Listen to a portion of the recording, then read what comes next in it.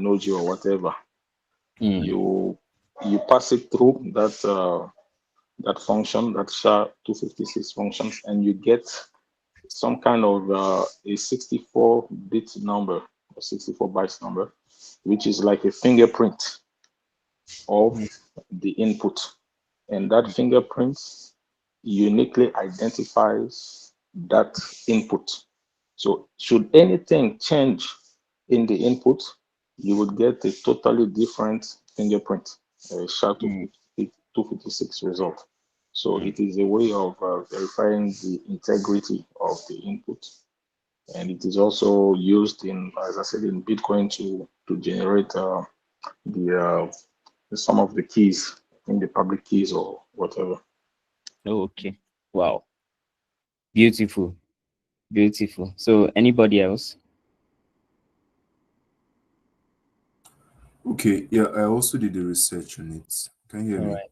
Yes, we can hear you. Yeah, so the SHA-256, it's an algorithm that performs a mathematical operation on the input value. Then it converts it to a hash digest. Yeah, it converts it to that hash value. So, like Lamin said, if the input is changed, you won't get the same hash value. So, if the input remains the same, you are going to get the same hash value you get. So no matter how many times you carry that operation on that particular input, as long as it doesn't change, you will get the same hash value. Yeah. Awesome. Awesome. That's why I say very soon now. Even me, I'll join you people to be learning. Somebody will take over. So anybody else? I think I saw, is it David or Joshua raising up their hand?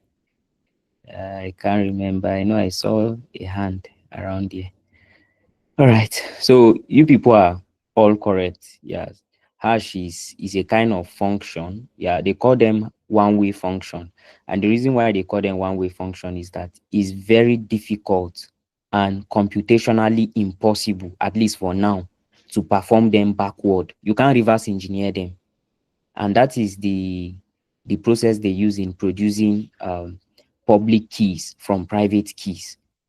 You understand? Although right now the complexity of that is being done by our wallet, where the wallet creates a private and a public key for you, and then back it up with a key phrase. So all those ones are like a overhead.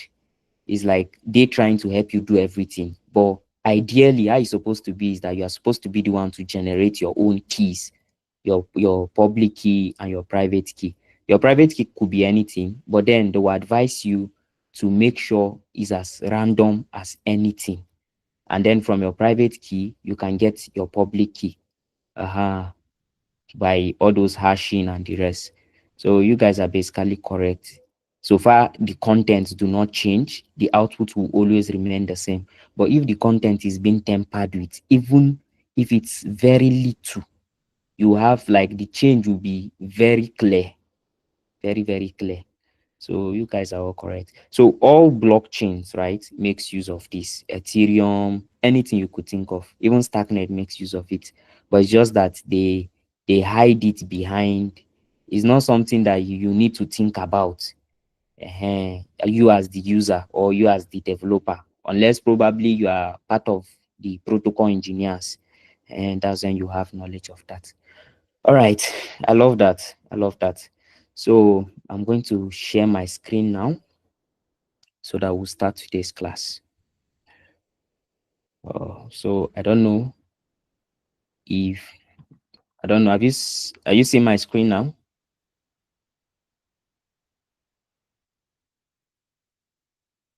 So can somebody confirm if they are seeing? It's good. All right, awesome. So last time, right, we are looking at introduction to Starknet contract, right, development. So today we'll be looking at Starknet contract development, right? Last class, which was on Monday, was an introduction, while today we'll be entering into the Starknet contract development proper.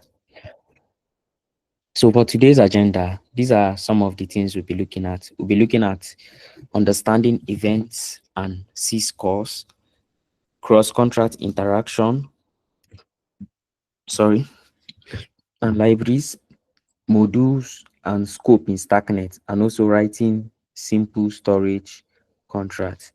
All right. So now in the first section, we'll be looking at understanding events and syscalls. So let's look at what are events in Starknet contract. Now, when you talk about events, okay, let me even ask a question before I continue. If I say event in ordinary English language, what do I mean? Like, can somebody be fast? Like, if I just come and say, an event is supposed to happen. Hmm? Or else the occurrence of something. Okay, beautiful, beautiful. So, anybody else? All right. So, event is simply occurrence of something, right? And let's say, for instance, there's a birthday party you are, that you are trying that you'll be attending, and then you'll be like, I'm going for an event tomorrow, something like that. All right. So, event in Starknet serves as custom data structures that are emitted by storage contracts to log important occurrences during execution. So these events are not stored on the blockchain permanently, but are indexed and made available to off-chain applications like block. So what they are trying to say here in all of these plenty stories is that event itself is a data structure, but is a custom data structure. And why is it custom? You know, when they say something is custom, it means you can build it the way you want it to look like. It's not something that you have to, it's not something like maybe 1 plus 1. You know, 1 plus 1 will always be 2 from the standpoint of mathematics. All right. Unless maybe you are looking at it in terms of binary, but so far you are looking at it in terms of decimal, ordinary, base 10, it will always be 2. So events are not like that. Events primarily, they are data structures that are custom. You can customize it however you want, one. And then secondly, they are being emitted by the smart contract during execution. So the usefulness of an event is that it can be emitted once a smart contract is being executed. And what does it emit? It emits information that, like custom information. It could be that in the smart contract, you want it that once the contract run, it should give out some form of information or message. So that is the work of event.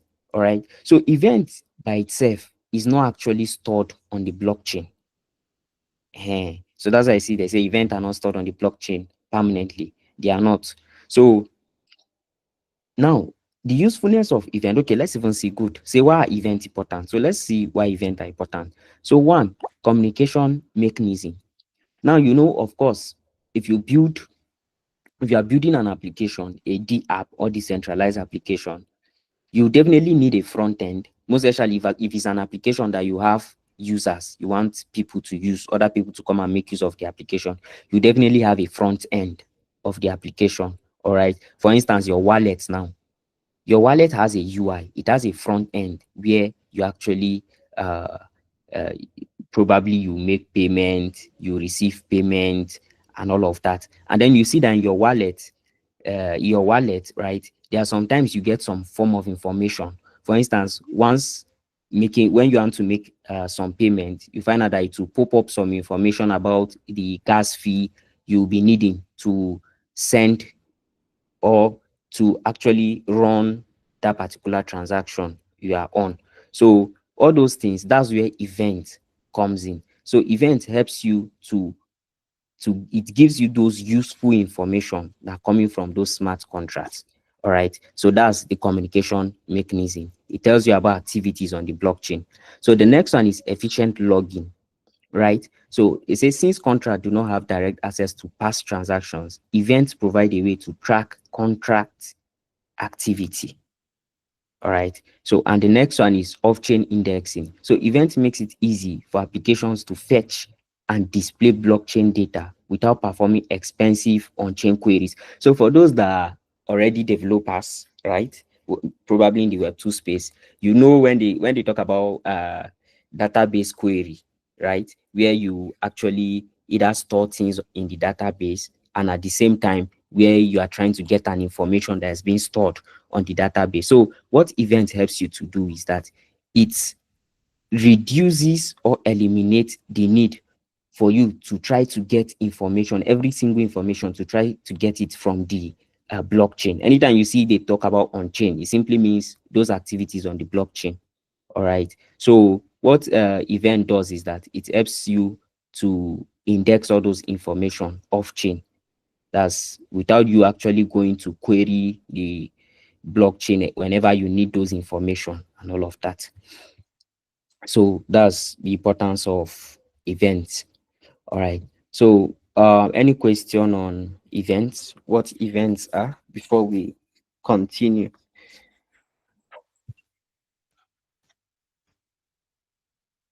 Okay. So now let's look at how to work with an event that's in your Starknet smart contract. So now to declare an event in Starknet, right? First of all, you have to define a threat called event. I think we treated threats last week. All right. You have to define a threat called event. And then next, you have to now define a threat called derive. And the derive is going to have the drop property and also Starknet event property. So these two are very important. And then the event is going to be an enum. You know, enum. I guess you people did that your last week class, right? That's the full meaning is simply enumeration. Yes. So you have an enum. Now, this enum event will be the one to contain all your custom events. Remember, when we started talking about events, we say event is a custom data structures, right? But now you see this thing we are seeing here, which is event, derive, drop, Starknet event, and also the enum event. This one is the standard. Then whatsoever thing that is coming into this enum event is based on how you want to customize your event. All right. So for this particular one now, we have a customized event here, and your event is always struct. It will always be a struct type. You know, struct full meaning simply means structure. Yeah. So always be a struct type. So you can see for this one, we use the name student added. So probably this one is going to be used inside a function that adds student. Why? Whereas the next one, and you always make sure you attach these threads, derive, drop, and Starknet event. So you can see the next one is called student grade updated. So you can see this one is a custom data type. This one is another custom data type. All right. So this one has name, which is felt 252, student ID, which is also felt 252, and grade, which is U8. Whereas this student grade updated has name, which is felt 252, student ID, which is felt 252 also, and then grade. All right. Now you can find out that after you must have created your event, your custom event, which is this and this in this case. Next is to now bring them inside of your main event. That's the enum event. So for this one, we have student added, which is having a value, student added, because that's actually the type. You know, we always define value and type, all right?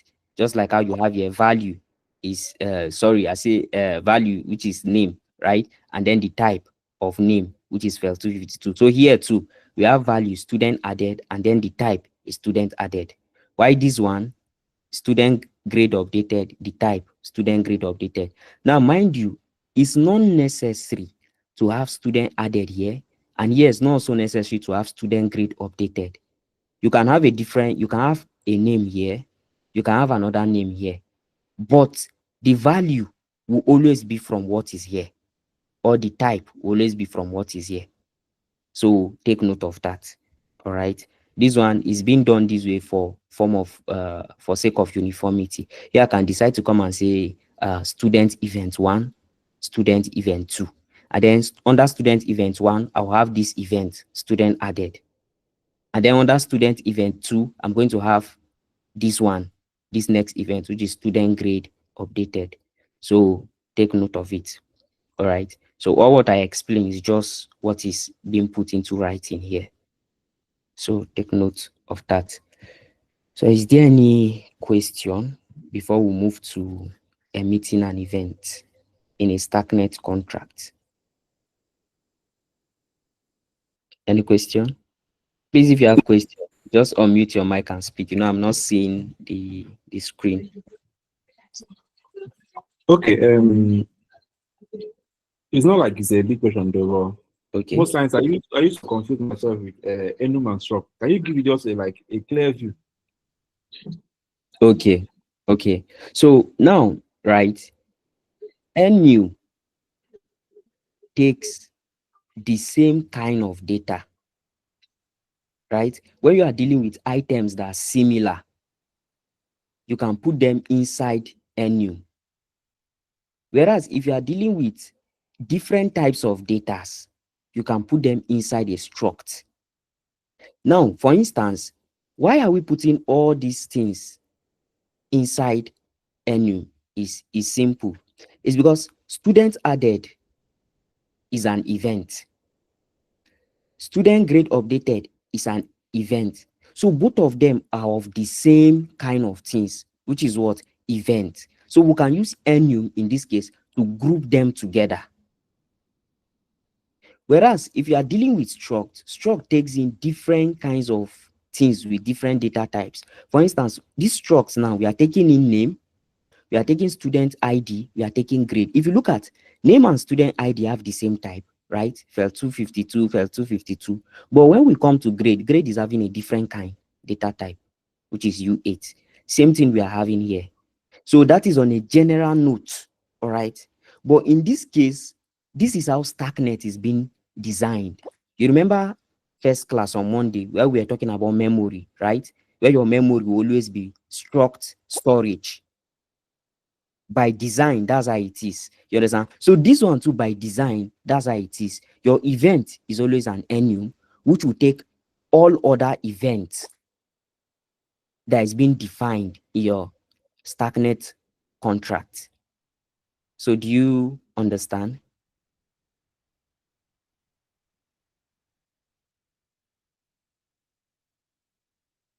Hope you get it. All right. So we have talked about declaring an event. Of course, if you declare an event and you don't use it, it's useless. It means there's no even point of declaring it. So let's now look at how do we even emit or make use of an event that we declared. Now, the process of using an event is actually called emitting. You emit the event, all right?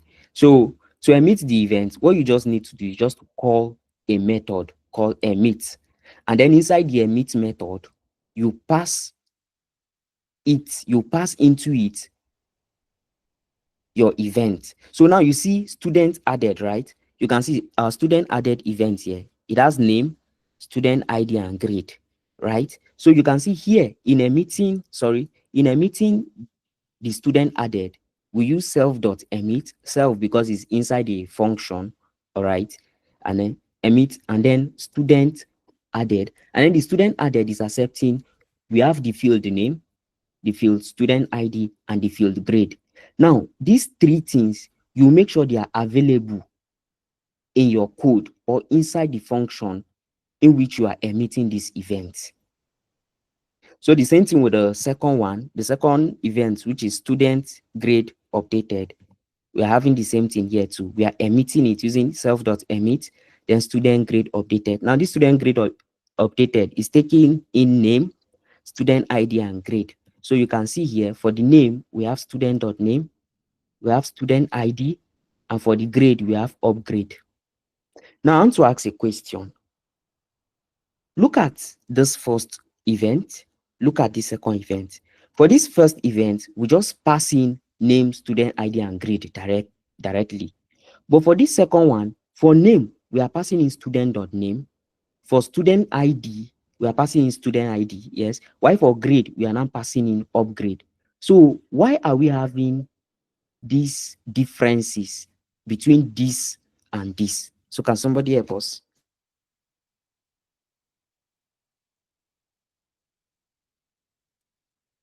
Can you go back to the code, sir? Okay. So since I believe most of you are coming from Web 2 background, that's why I always tend to make use of Web 2 as an example. So for those that knows JavaScript, that use JavaScript, right? I don't know of Python. I'm not really sure, but it seems so. But JavaScript, when dealing with objects, right? When you are having a variable that is different in terms of name from the key, they call this key and this one value, right? For instance, now this is key and this is value. That's if we are dealing with JavaScript objects. So now in this case, if the key and the value are having different names, it means you have to specify the key name, a column, and then specify the value. So right now, what is coming in as the name is actually student.name. So that's why here, we can't just put name here, just like how this one is. This one, the value is coming as name. The variable holding the value of name is coming as name. So there's no need to now put name, column name. It's going to be tautology. All right. So the shorthand is just to pass in the name directly. But for this one now, the name is not coming as name. For we to access the name, we have to do student dot name. So that's why here we're having the variable name, which is the main variable is expecting, right? And then we are passing, giving it the value of student dot name. For this one, it's coming in as student ID. And if you look at the event, that is what is expecting. Is expecting student ID directly. So we can pass student ID directly. Why for this grade now, the value we have that is for this grade is upgrade. Whereas here, what is expecting is grade. So since the value is upgrade, we need to indicate that this value is actually for grade. So that is why we are having this one the way it is, like this. Hello, sorry. Okay, I thought usually those type of functions follow the order. follow the order Like it will just assume the order of how you arrange it as in the function. Like it will assign it according to how you arrange the order. okay, this one. Like that's how I thought they worked. I don't know if Okay, it's okay. It works that way, yes. For this one, all right, it works that way.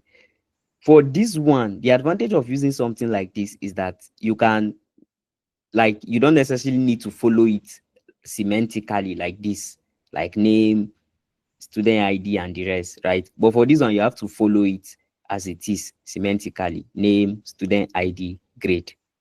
You understand? That's one. Yes, and then you have to take note of the value. If the value, this thing, the variable carrying the value, if it's the same with the variable of the key, then you don't need to specify a column and then give it that variable again. Just just put the variable directly. okay. Yeah. So any other question?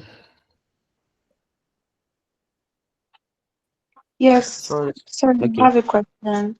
Okay, go How on. do you know you are expecting upgrade? And because when he said you should go back to your code, because Yeah. like I actually know this stuff, but when you went back to your code, I was just trying Sorry. to like study the code, so I was not able to get where are you expecting the upgrade from? Like, do you know? And that one will be from your code. All right. Sorry. Because okay, Yeah. exactly. Yeah, Right. it will come like this one. I'm just showing you guys an overview.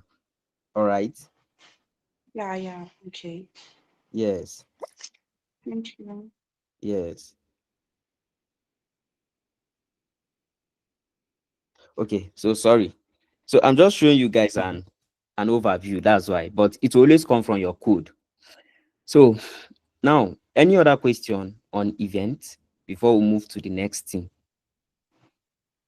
Yes, sorry, I have a question. Okay. I think sometimes too, right?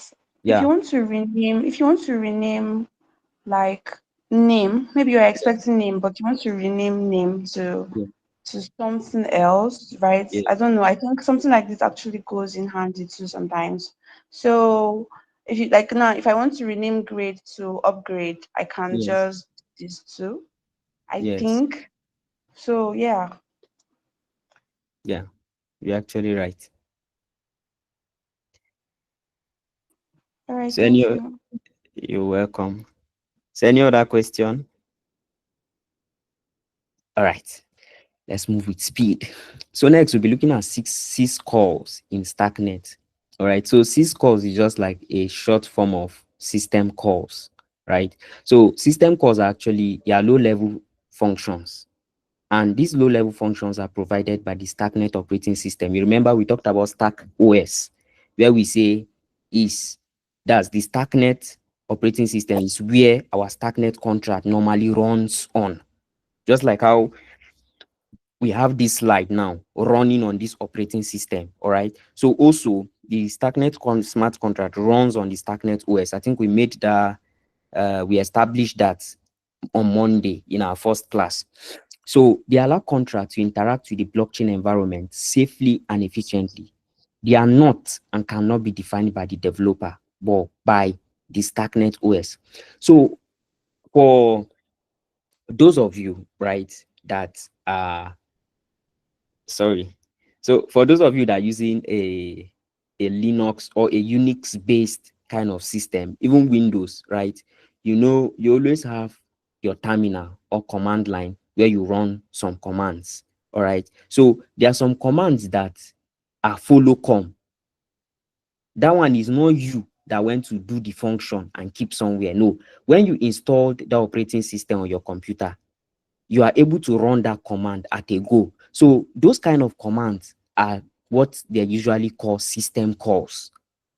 You understand? But this time around, we are now looking at these system calls inside or that are on our Starknet operating system. Okay, for instance, like for this system now, right?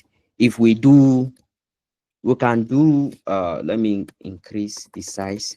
Now, if I do PWD, now this is a system call. This simply means print working directory, right? So it's going to show us, okay, so print working directory, right? So it's going to show us like where we are at the moment or currently. All right. So this is an example of a system call. Then you also have like ls, where it will list the name of, I said the name of, it will list all the directory, everything that is there in your particular folder. So all these ones are system calls. So just like how we have system calls here, it's the same thing also when you are dealing with the Starknet smart contract.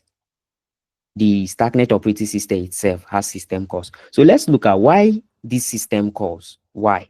So one, access blockchain data. So these system calls, what they help you to do is to be able to access blockchain data directly, right? Access data directly from the blockchain. For instance, one of them is to get the contract address, because every contract have an address, more like an identity, what you can use to identify the contract. All right, just like how you also have your wallet address. You say send your wallet address, let me send you some token. All right, so that wallet address like an identity where your wallet can be identified or your account can be identified, something like that. So also the caller address, that's probably the person calling the smart contract at the moment, and also time stamps. So it could be when the contract is being deployed or when a transaction is being executed, things like that. So another thing is to emit events. So you see, this event we are talking about is also a system call. So that's why you see your own work is just to declare the event, all right? But in calling the event, you don't do anything special. You just simply call this method emit. And this method emit, you can see that there's no place like emit here. You are not the one to define emit. So emit is a system call, all right? That's why I see they put emit event is a system call. Then next is it helps to call other contracts. So this one we'll still look at it in today's class. It enables cross-contract communication. That's when two or more contracts are communicating with each other. It's also a possibility, and that's as a result of system calls. Then lastly, to read storage. Those system calls also help you to read from storage and write to storage. If you remember last class, that's on Monday, you know, the simple smart contract we wrote, we were reading from storage and also writing to storage. If you look at inside the contract, right, you find out that there's no place where we went separately and we define how read should be handled, or we define how write should be handled. You understand? What we just did was just after we did everything, we just put dot write to write to it and dot read to read from it. So all those ones are all system calls and all of that. So any question on sys calls in Starknet or system calls?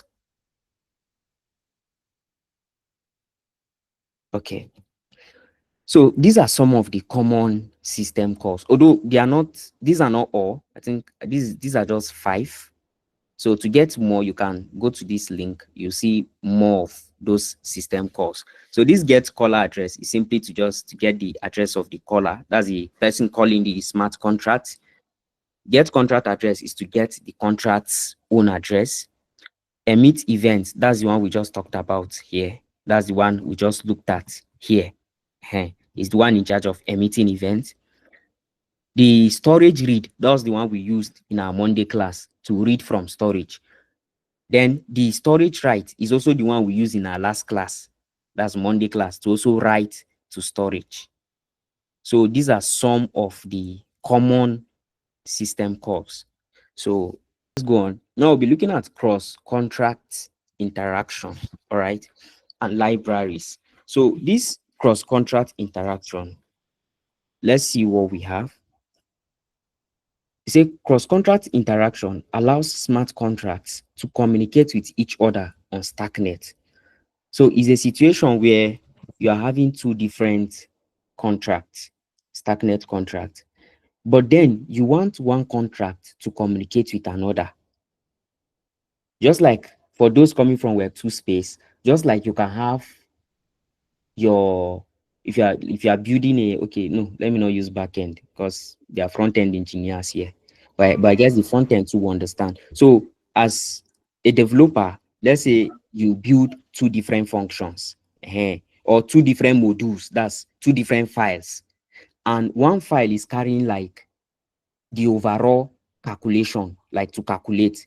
Then the other file is carrying like the add function and the subtract function. All right. So in an event where you want to calculate, you find out that you always have a need to call the add function or the subtract function from inside the normal mathematics function file you have. So now it's more like you are interacting with the addition and subtraction function in one file from another file. So that is what this cross-contract interaction, that's just what it is, where you have one contract and another contract. They could be in the same file, they could be in separate files. The most important thing is that there are 2 distinct contracts, and then you are having them communicate with each other. All right. So let's look at contract class API. Now, why are we looking at this contract class API? We are looking at contract class API because it is very, very important when it comes to cross-contract interaction. In fact, contract class API goes way beyond cross-contract interaction, but it is also very important in cross-contract interaction. So you say the contract class application binary interface, we talked about this last class. So we'll say ABI is actually application binary interface, where I was trying to explain how it is synonymous with API. You understand? So say is the high level specification of the interface of a contract, describes the function that can be called, the expected parameters and return values, along with the types of these parameters and return values. So all this story, what is it trying to say? Now, if you remember our first class, right, we talked about interface. Sorry, I don't have and this thing here. Would have gone back to last class and then look at. So we talked about interfaces, right? And also we said all the function or any function you want exposed in such a way, anything outside the smart contract or even blockchain can actually access it. You have to put it in your interface. And then all contracts that are in the interface will need to be implemented in the implementation block. So that is what this one is trying to say, that this API now is the specification of the interface of a contract. And what is in the interface of a contract? There are functions. If you remember, it's only functions that we declare in interface, functions, signatures. All right. So now I say describes function that can be called, their expected parameters and return values. So does that ring a bell? If you remember, in your interface, we define function using the function keyword plus the name of the function plus the parameter if there are any plus the return type if there are any. And you can see all those things are being listed here. Expected parameters and return values, along with the types of this parameter and return values. If you remember, we also had to add the types and also had to add the return type. That's in a situation where the function, we're expecting it to return a value. So say it allows external sources, both from outside the blockchain and other contracts, to communicate with the contract by encoding and decoding data according to the contract's interface. So all this one is just trying to say this contract class API now, it exposes these functions such a way that even those things that are outside the blockchain and even other contracts can actually interact with that contract through that API.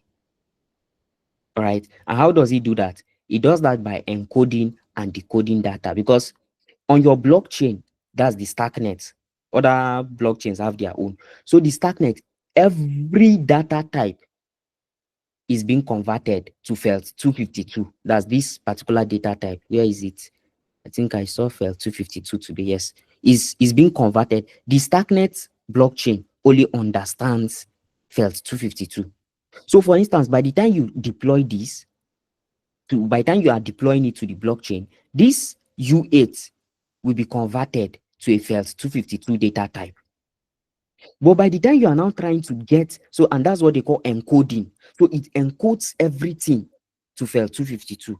Now, by the time you are now trying to get an information from the database, let's say you want to get the current grade, of course, you must have stored some amount in the grade, right, on the blockchain. So by the time you are trying to retrieve it now, on coming back to you now, that encoding, where is it? And that encoding will now be decoded. So once the data has been decoded, you now have your grade back as U8 instead of as felt 252. So that is what this entirety, these 2 lines or 3 lines is trying to talk about or trying to describe. All right. So they say, okay, sources outside the blockchain typically uses a JSON representation of the API to interact with the contract. So of course, you know, when you are dealing with other programming languages, probably in your backend, you are using Java, you are using Python, you are using Node.js. Those things don't understand API as it is. So what they do is that they make use of the JSON representation. I believe we all know what JSON is, JavaScript object notation. So it uses the JavaScript object notation representation of the API to interact with the contract.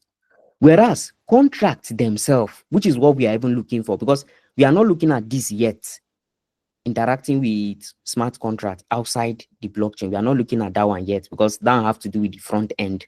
Probably in your week 6, 7, you look at that. So what we are interested in this class today is how contracts interact with another contract. So look at what they said here. They say contracts, on the other hand, use the API of another contract directly in Cairo through what? Dispatcher pattern. So it means if we want a contract to interact with another contract directly in our Cairo, like, you know, we use Cairo as the programming language now, directly, one contract interacting with another, we have to go through this dispatcher pattern or dispatcher method. All right. So let's see. So does anybody has a question from this before we move forward.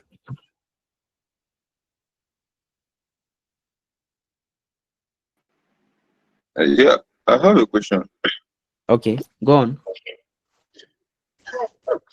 Okay, so API. I just want to correct get something right. Okay. So in Starknet, we are having API embedded v0. Okay. While so I just wanted to confirm why we have to put API embedded v0 in the contract, while other programs, let's say Solana, Solidity, it's only when you run the code that you Yes. can be able to get the API. You can't get the API unless you run the code. But here we are specifying API inside our own contract. So I just want to get clarified on that. Okay, specify ABI. I don't quite understand. Like specify ABI inside contract. If you're writing contracts, Yes. like the other day we were writing contracts, Yes. we wrote at a point we wrote API a trait. We Okay. wrote Embed. API embedded v0 inside our own contract. And even when I run the build, it was bytecode that they gave back. They didn't give me an API, so they just gave me a bytecode. A bytecode. Okay. I don't know which week, maybe next week or next upper week. So you guys will do that. So is it that ABI embed is actually a threat, right? Is a threat. And then if you look at where you are embedding that API, is in your implementation block. That's where you are implementing the functions in your interface. So it's more like you are saying, okay, the API that will be produced should be from this particular implementation. Now, you find out that it is when after you compile, because you have to compile Cairo smart contract or Starknet smart contract, you have to compile it as CASM, CASM, all right? And also there's one other, there are two, CASM and one other, and I've forgotten right now. Sorry for that. So it's when you compile it to those two, that's when you will now be able to have access to this API. So I think it's similar to these blockchains you actually mentioned. So that embed that we used to put inside our code is a threat. It's just a threat, something to guide. It's more like that's the design. Let me just say, use the word design. That's how Starknet is being designed. You know, every blockchain have their own design, the way they want things to go, or how the contract should go, and things like that. So I don't know. Does that answer your question? Yeah. Okay. Okay, Sierra, good. I just remember the other one. So until when you compile it to Kazim on Sierra, you understand? Both of them have full meaning, but right now, Kasim is actually CASM is actually Cairo Assembly. That's Kazim. You understand? So I think Sierra too has a full meaning, but honestly, I've forgotten. So I think the ABI, you will find it in that Sierra file also.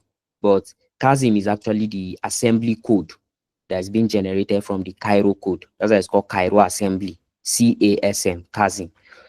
All right. So interacting with another contract, good. So here we talked about the overall cross-contract interaction, how it's being done, how our contract class ABI plays a huge role in that. So now let's even look at how this thing works. How does this dispatcher works in helping us interact with another contract? All right. So it says the dispatcher pattern allows us to call functions on another contract by using a struct that wraps the contract address and implements the dispatcher threads generated by the compiler from the contract class ABI. So don't worry, we'll still look at all these plenty English. We'll still look at it. So this leverages Cairo's thread system to provide a clean and type-safe way to interface with other contracts. So when a contract interface is defined, the compiler automatically generates and exports multiple dispatchers. Are we seeing it? So it means that this dispatcher is not under your control. It's not something that you still need to go and do, or go somewhere and then do, okay, add FN and then add this, or do this. No. So once you define your interface, look at it. It's when a contract interface is defined, the compiler automatically generates and exports multiple dispatchers. So we talked about interfaces, yeah, in our first class on Monday, and also implementation of those interfaces.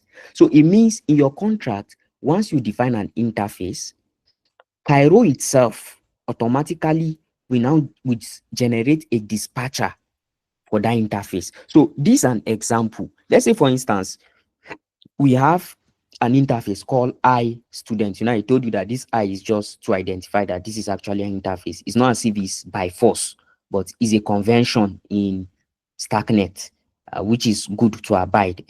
So more like interface student. So if we have this as an interface, what the compiler is going to generate is that for the contract, because there are two types of dispatchers. There are contract dispatchers, there are library dispatchers. So for the contract dispatchers now, it will generate iStudent dispatcher and iStudent safe dispatcher. While for the library dispatchers, it will generate iStudent library or library dispatcher and iStudent safe library dispatcher. Okay, calm down. I know somebody's blood is hot. They want to ask, what is now the difference between iStudent dispatcher and iStudent safe dispatcher? It's very easy. Now, the difference between these two is that this iStudent safe dispatcher helps you to handle dispatcher in a safe manner. That's what does it mean by in a safe manner? That's in a situation where the dispatcher, you call a function through a dispatcher and the function fails. This helps you to handle that kind of error. Now, what is another person might ask that, what is now the difference between contract dispatcher and library dispatchers, right?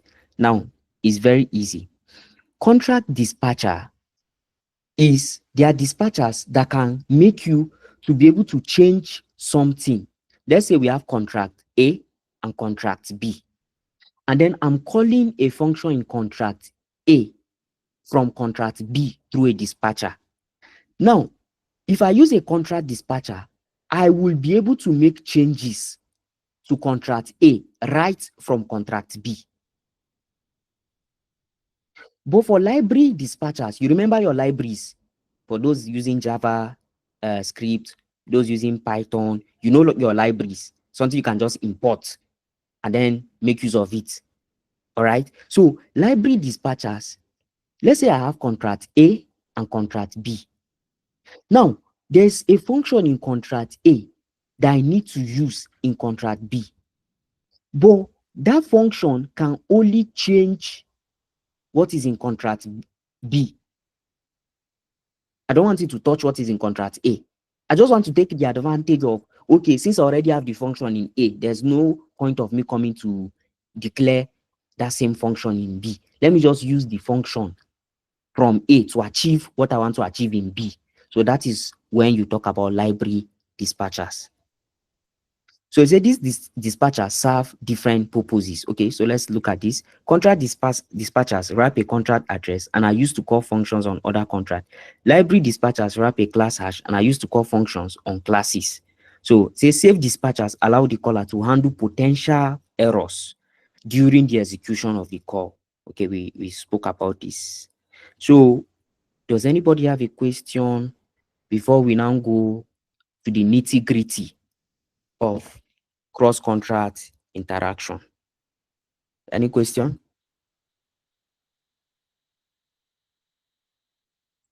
Wait, hope my network have not cut. Okay. Sorry, sir. Okay. Sir, Yes. please, just show more light on that contract dispatchers and just the last this contract dispatchers. Contract dispatchers and like just show more light on difference between both of them. Okay. I was having a network issue. Okay, no problem. So now you know your libraries. You know there are different libraries for those that are using JavaScript. Imagine, I can't even think of any library now. Somebody should remind me, what's one popular library they normally use in JavaScript? jQuery. For backend, they use Node.js. Node.js. Okay. Library. Okay. Then is Express. Express. Good.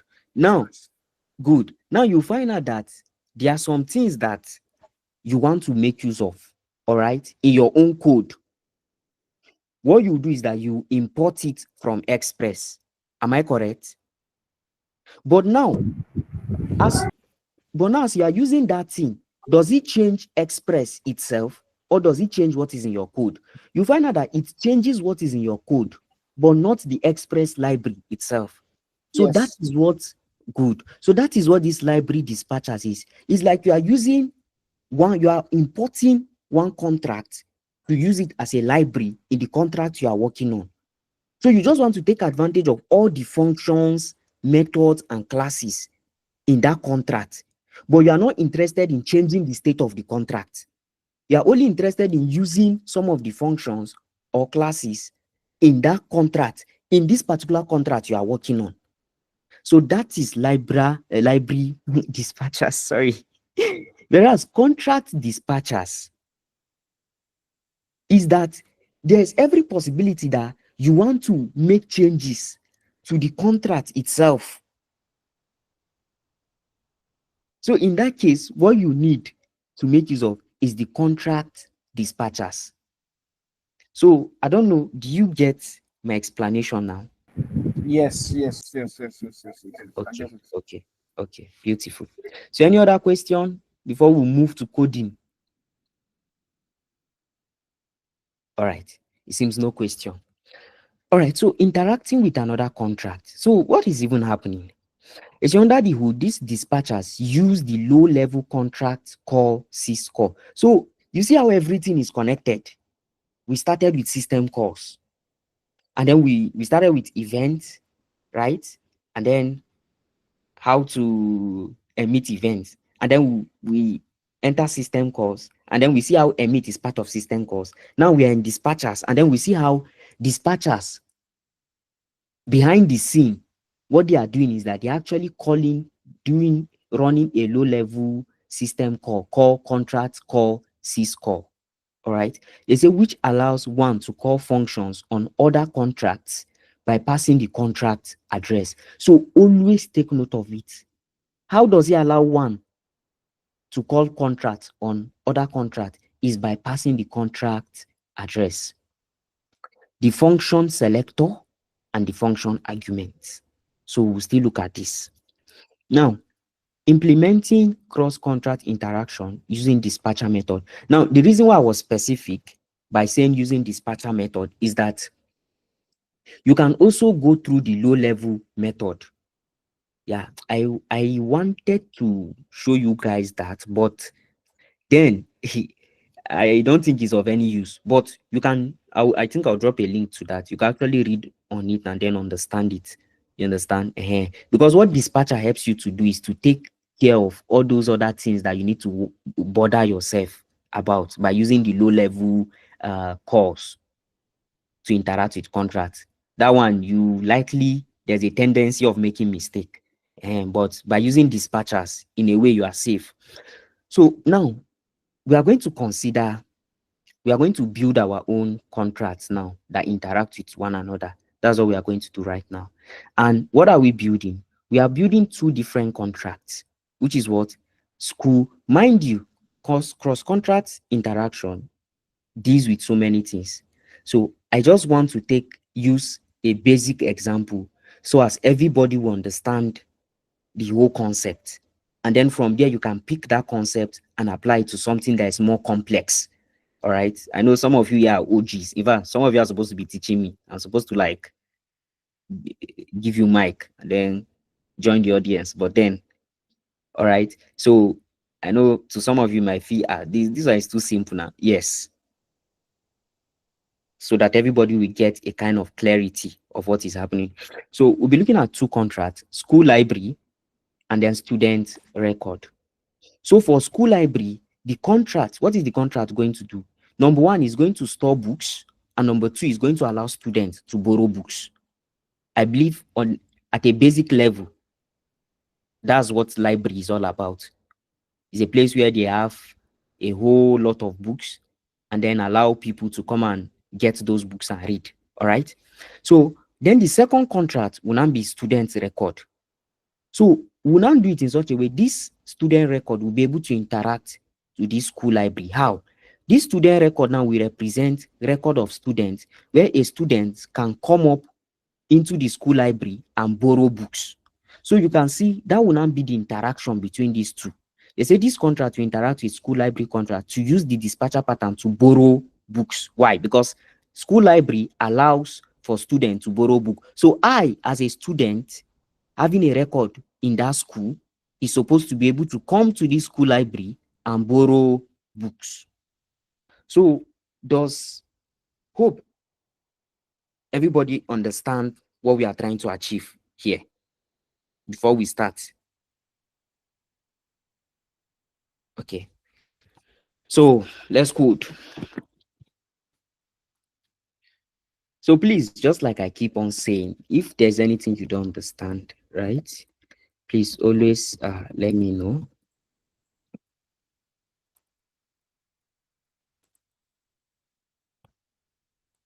Okay.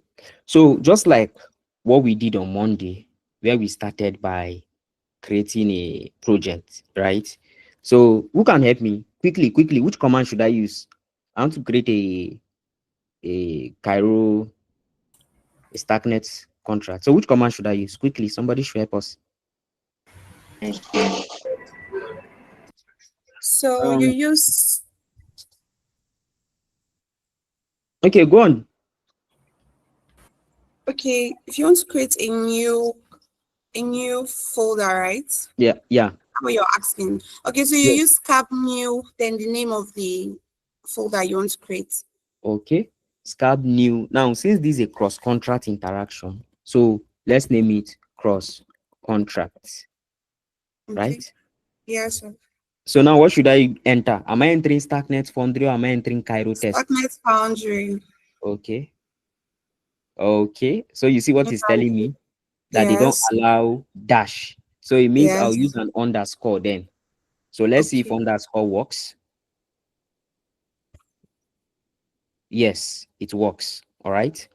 Yeah. So now we can go on. Now it's for me to go enter into that directory and then I'll open it from my VS Code.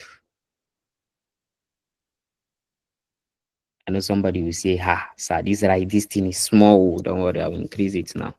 So is it large enough? Or I should increase it again?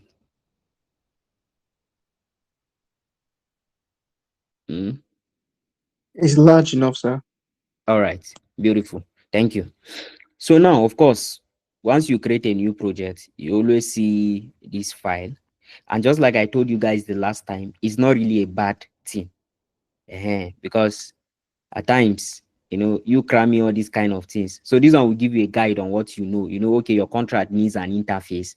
Okay, your contract then you have your contract. Then inside your contract, you need storage. And then your implementation block, you have to include this. So it helps you. So all you can do at first is you can just go ahead and comment it out. All right. So now let's look at what we want to achieve. Now we are talking of two smart contracts. The first one, we say a school library, right? And then the second one, we say what? Who can remind me for the second contract? Student record. Record. Beautiful. So we have student record. Now, for this school library, what do we say the school library is going to be doing? We mentioned two things. Now, okay, somebody should help us. Somebody should help us.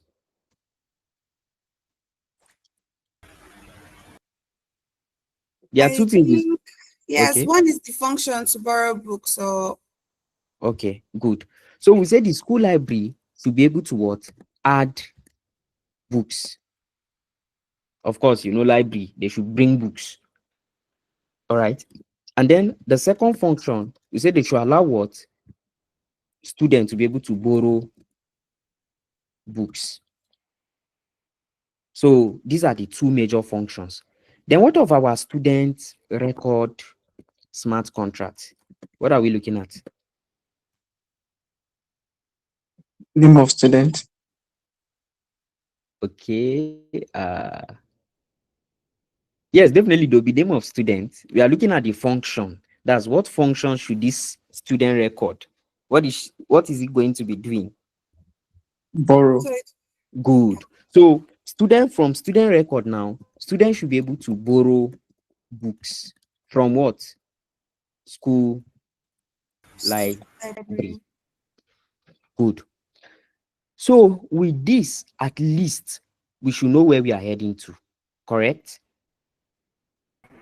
Yes. Good. So now, starting with school library, of course, that's the contract we are going to start with, right? Of course, we say that for every smart contract, Starknet smart contract, the first thing is we define the what? Who can help us? What do we define first? Your interface. Beautiful. So we define interface, and how do we do that? We use Starknet interface. I hope this interface is correct. All right. So now the next, under our interface, we declare a threat, right? And then since we are dealing with school library first, that's the contract we are dealing with first, we start with I school library. Remember, I told you the I is a convention showing that is a what? An interface. Good. So now remember, it's going to take a type of what? Type of contract state. So who can help us? Why must it take a T contract state?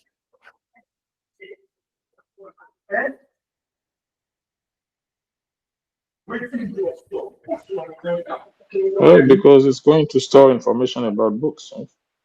Beautiful. So just like I said in the first class, your contract state, always remember, is because you are dealing with memory. And you are dealing with not just memory, but the state of the memory. Because whether you like it or not, that memory or that storage will always have data written to it and data gotten from it. All right. So now we'll now go ahead. The first function we say is to add books, right? So we have function add book. And this add book is going to take what? Because of course, in adding book, we are making changes, right, to the original state of the storage. So we have to use a ref. And then this ref now, we take a what? A T contract state. Now next, what do we need?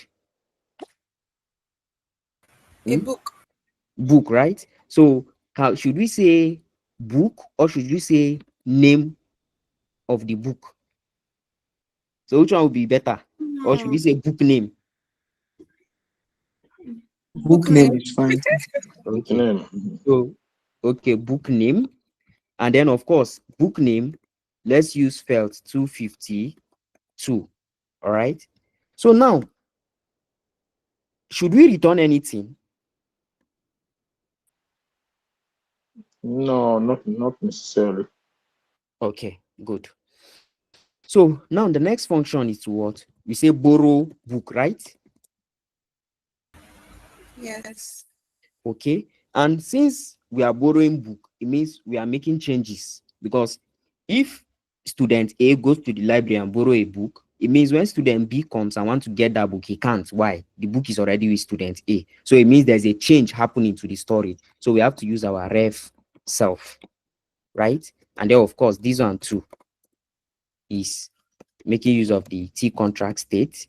And then in borrowing book, we also need the what? The book name. Now, mind you, right? This is just like I said, my goal is to teach in such a way every single one of you will understand, irrespective of your level.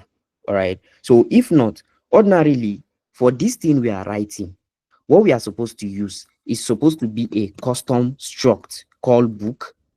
And inside the custom struct, that's when we can now have things like title, author, we can even add year and or even edition. You know, some books have edition. Physics, you see edition 1, edition 2, edition 3, or 2011 edition, 2024 edition. All right. So what we are supposed to be having here should be a book struct, and then the book struct, we can define it somewhere. Let's say we can say struct book, and then in this struct book, we can do something like this, and then we'll say, don't mind me, sorry. So I'm just stating it for you, just in case. Then we can say title felt 252. We can say author, of course, is still felt 252. We can say year. Year, we can say, okay, we can say, let's just take U16. And then edition. So edition 2, we can say felt 252. Then here, what will now come and have here will now be book. Sorry. Okay, so here we can have book, and then here the data type will now be book. So we can do have something like this too. So which one do you guys suggest? Should we just go with the simple book name, or we should go with this custom type of book object having all the necessary things a normal book should have? Which one do you guys suggest? The struct. The struct. All right. Sorry, I haven't been seeing what you have been typing since. The only thing I can see is your terminal. Ego. Yeah. Is it only everyone? No, I'm saying everything. It's good. Yeah. Maybe what you do, can you like rejoin the meeting? Okay. Yeah. Please rejoin the meeting. All right. So that means let's just go ahead. Okay. Sorry, you wanted to say something? Okay. So if that's the case, then let's go with the, why is this thing throwing an error here? Sorry, let's see what is happening. Thread has no implementation in, okay. Okay, call Sade. So I think they want us to use derive.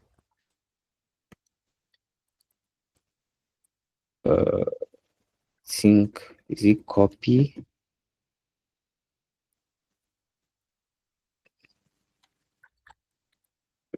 Debug, I'm not sure. Said. Okay. SCRDE. RDE, right? Yes. Okay. So why is this one giving us this error? Okay, drop. Yeah.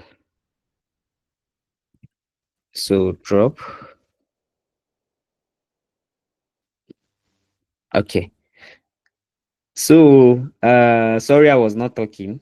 What I was doing is that there was an error, and then I was trying to debug to know what is happening. All right. So you know, when I declared this book as it is without these necessary threads, right, I was having this error here, which is not supposed to be. So I had to now check, and I saw that it was not having this implementation set. This set simply means the SER is serialized, and then the DE is deserialized. All right. So of course, if you remember when we were talking about decoding and encoding, right? So this serialize and deserialize, we aid once you deploy your smart contract, sending it to the blockchain, also getting it back from the blockchain. This serialize and deserialize will assist in doing that. So that's why I came here and I added is derive. And then the derive, I added copy, debug, and then Sade. Now you can see when I now stopped here, I came back to it, and then in the book object itself, I was still having an error.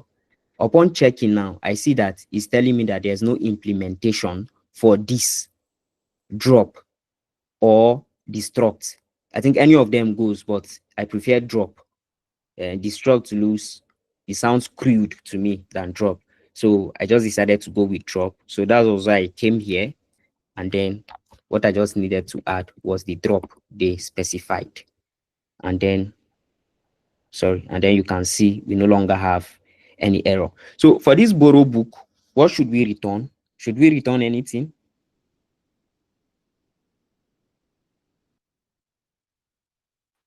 Okay, so let's return. No. Okay, somebody say no.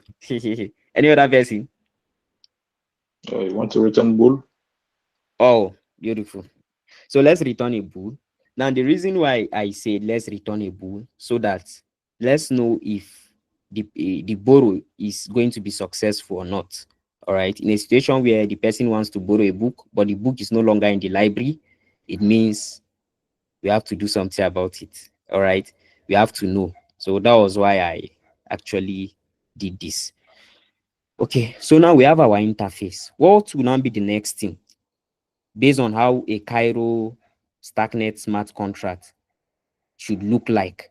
So what will be the next thing after your interface? Your storage. Okay.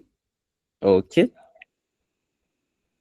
So apart from storage, is there any other thing? The contract.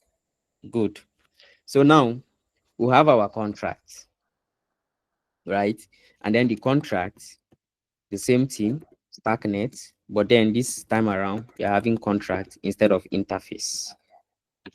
And then we say we are going to name the contract what? School library, right? So we are going to have mode. It should be inside the module, and then we have school library. Okay. So now inside our contract, that's when we now have our storage, right?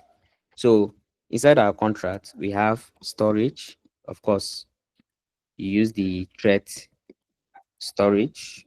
Then for this storage, we bring in our storage struct. I think we talked about this on Monday, sorry, and that's yesterday. So this storage, which storage do you think we should have in this case for a contract like this?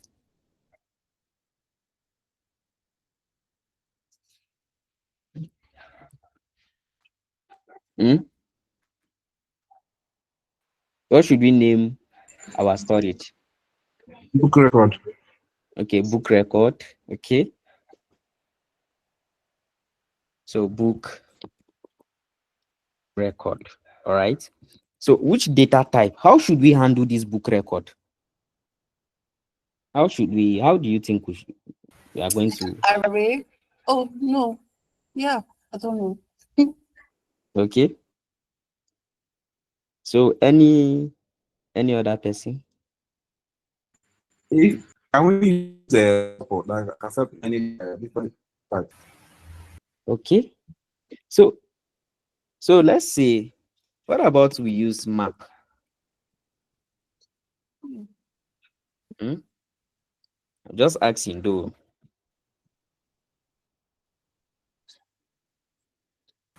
How about we use map? Sorry, what's map used for? Okay. I was thinking it's supposed to be taught in your last class. Okay.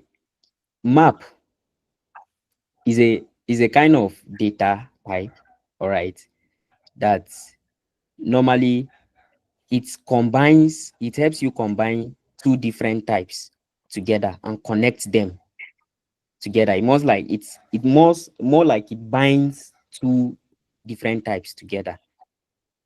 All right. So for those that probably have used C++ or C, yeah, I don't know whether Java has it. If you know of hash maps, where you are mapping a key to a value, you're having a key, a value. So that's what this map does too, ideally. I think it's called dictionaries in Cairo. Or is there like a map like special name for it? I think this thing you're explaining is a dictionary. Okay. No, it's Can not I explain? dictionary.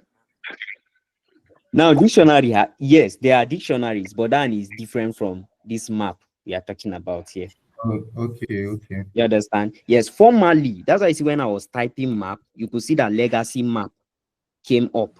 So formally, it was called legacy map, but it still works. So legacy map still works, yes, but this map is a recent something, although it's something that we have to import from the Starknet library, but that one should be, let's deal with the map first. So I'm of the opinion that let's map our book library and a Boolean. Now, the reason why I talked about this, now that's the beauty of programming, right? You know, one thing with programming is that it depends on your design. You can design it however you want. You can decide to come and say you don't want to use map, you want to use another thing. It's still okay. You understand? So now this map, it will take in a book, and for each book is going to map it to a Boolean. So now why am I doing this? Of course, this is just to teach you the foundation and all of that. It's not as if we are pushing it to production. But why I thought of this is due to the fact that if a book is present, then we should know it should have true. And if a book is not present, we should also know that means it should be false. So that was why I decided to go with this. So we need to import map, and then for us to be able to import map, we need to make use of the use statement. So I think map should be in the Starknet storage.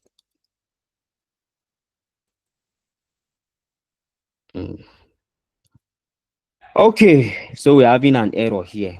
Why are we having an error? So can somebody tell us? Okay, look at the error message. Let somebody use the error message to tell us why we are having this error. It's telling us that type not found. But look at, we are having it here now. So why is it now telling us that type not found? Can somebody help us? What is happening? What is wrong? The struct is not public. It's not public. It's not public. Okay. So it means we have to make it public. And then, so are we making each of these ones public too, or just the struct is okay? Just the struct, because others are inside the module. Okay. So we are still having the same thing. Now, look at the error. Has anything changed concerning the error? Look at the former. Okay, sorry. Now look at the former error without the public, all right? And then when we now added the public, look at the error again. Has anything changed?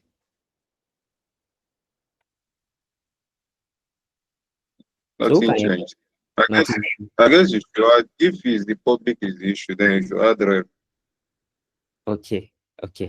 So now if you look at it, you know, by declaring this as a module, it means everything here, right? Everything outside here cannot really be accessible here until it's been imported inside here. So for we to be able to use this book now, it means we have to import it, find a way to import it inside this module from this outside where it is. So how can we do that? Can somebody help us? How can we do that?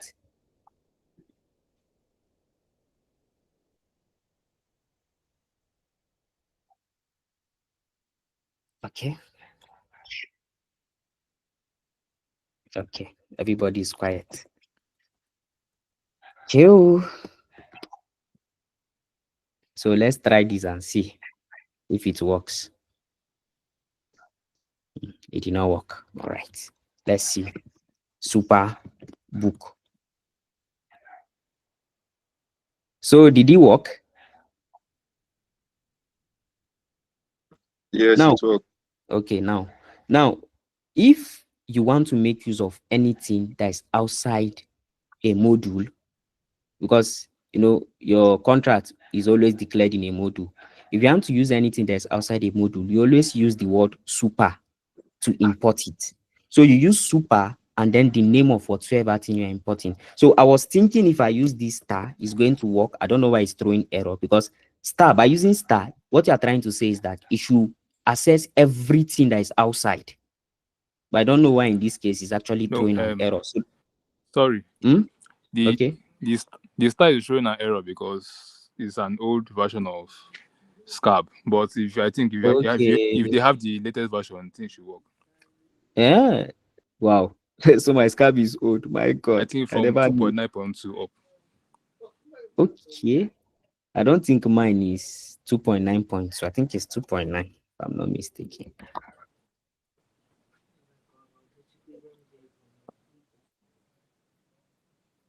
It's even 2.8. All right. So thank you for that.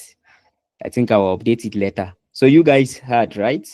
So we got me to our surprise. I know it was supposed to work, but all the same. So now let's just import book, and then you can see we no longer have that error. So let's move fast. Our time is fast spent. All right. So we have our storage. So what will be the next thing that we are going to implement?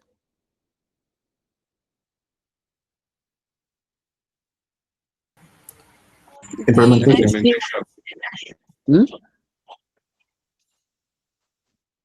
I did not hear you. I say implementation. Okay, good. So to do the implementation now, it means first of all, we need to attach it to our ABI. This is where the gentleman asks his question from. ABI embed. All right. And then we need to implement. Now, what are we implementing? Of course, we are implementing this. All right. Which in this case, we say school library IPML. Implement. And what are we implementing? Of this. So we're implementing of this. That's our interface. We're implementing our interface. Now, that's how you see for interface also. So, I am here. Okay, sorry. Typing mistake. All right, IMPL. Thank you for that. So IMPL of now, just like how if you look at this struct was outside of our module and we use super to import it. It's the same thing with this, our interface too. Our interface too is outside the module. So to be able to make use of it or call it, we have to also import it using our super. So we have super, and then what are we now having? iSchool library. All right. And then iSchool library is carrying a state of what? Which state is it carrying? Contract state. Contract Beautiful. state. Beautiful. So it's carrying a contract state. All right. So now, of course, we know why this error is. So why are we having this error? You haven't defined the instance in the interface. Beautiful. Beautiful. So now it means what are the two functions we're having? We're having add book and we're also having borrow book. So permit me to copy these two so that I don't have to retype everything from scratch. All right. Okay. So for this one, of course, we are not returning anything. So this one we don't need T again. We are just having contract state. This one is because we are looking at the type. So, but this one is the main contract state we are making use of. So we have to remove T. So let me see. Bool. This one too. Let me open a bracket for it. Okay. So for this one, we are adding books. So how do we add our book from what we have here?